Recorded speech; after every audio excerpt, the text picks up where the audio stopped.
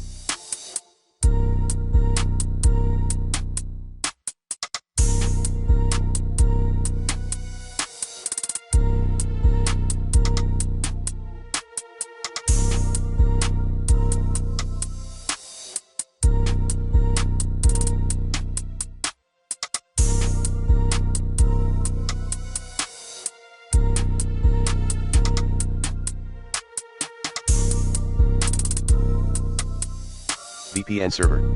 Here, we take NordVPN as an example. 3.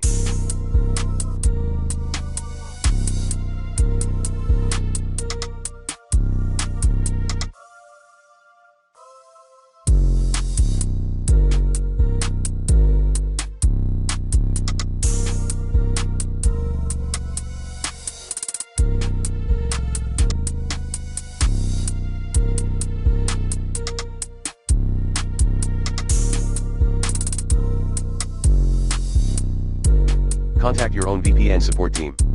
4. Remove and reinstall your VPN software.